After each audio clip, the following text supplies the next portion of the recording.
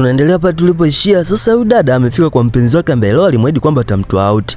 Baada ya kufika pale mpenzi wake anamkataa, anamwambia baby wewe ndio uliniambia. Lakini mpenzi wake anamwambia kaka sitaki hata unisogelee. Anasema yani mpenzi wake akawa hataki kabisa hata amsogelee kutokana na ile sura ambayo alikuwa nayo. Sasa hayo yote yanasababishwa na Jessica. Jessica ndo alimvalisha mkufu na huyu mpenzi wake anamuuliza vipi, lakini Jessica anajaribu kumtetea, afikia anamwambia huyu si mpenzi wake, lakini huyu jamaa alimkataa kabisa mpenzi wake Angelina. Yaani alimkataa, aligoma kinoma noma. Kwa baada ya hapo huyu jamaa akamwambia mimi sijai kuona kitu kama hiki tokea nizaliwe. Akasema unasemaje? Wewe si ndio uliniita mimi? Akasema mimi sitaki kusikia hayo yote ambayo unaniambia. Sasa cha kufanya hapa, wewe fanya tu ukae mbali na mimi, hebu ondoka. Sitaki kukuona, ondoka. Baby unasemaje jamani? Ondoka jamani baby, jamani. Sasa huyu jamaa akazidi kulalamika na kusema kwamba sijai kuona kitu kama hiki tokea nizaliwe awali. Hiki ni nini? Basi akawa analalamika pale, lakini huyu Jessica sasa akaona itumie chance ili mradi kumuibia rafiki yake. Umeona? Akawa anataka kuweza kumchukua huyu mwanaume.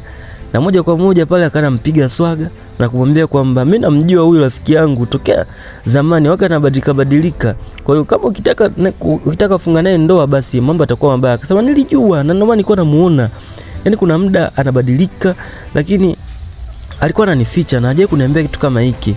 Basi Jessica akaendelea kukazia pale, akamwambia mimi siwezi kukudanganya. Una rafiki yangu wa muda mrefu sana na niko naye muda mrefu, kwa nini namjua mwanzo mpaka mwisho. Akasema hebu niangalie mimi ni beautiful, kwani usinichukue mimi?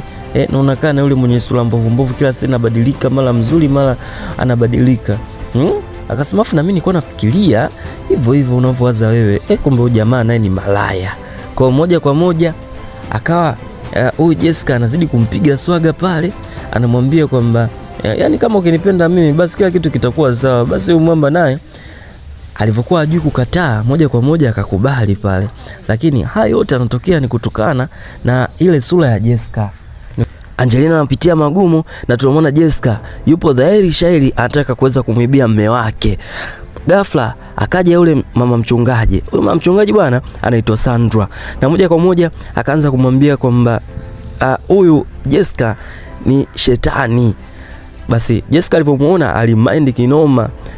Na mama mchungaji akawa anamwambia mimi nilionyeshwa na Roho Mtakatifu kwamba huyu Jessica ni shetani. Sasa wewe ukijifanya kumpenda na kumwacha mke wako Angelina, basi huyu naye anaweza kukufanyia mabaya. Kama ameweza kumfanyia, akasema huyu ni mke wangu. Akasema mke wako tena? Huyu jamaa akasema sitaki kukuona, hebu ondoka. Lakini mama mchungaji akamwambia huyu hana kosa lolote, mwenye kosa ni Jessica. Jessica anasema hivi wewe mama una akili kweli? Lakini mama mchungaji akawa anazidi kumwambia kwamba wewe ni shetani na Angelina ni msichana mzuri sana. Lakini Jessica alimind akasema wewe mama mbona unataka kuniharibia wewe? I say Jessica anamzunguka rafiki yake na anataka amchukue mume wa rafiki yake. Kwa haya ndio yanajili kwa marafiki. Tuwe makini na marafiki. Tukutane tena wakati mwingine sehemu ya 3 tutaisha yote. Ciao.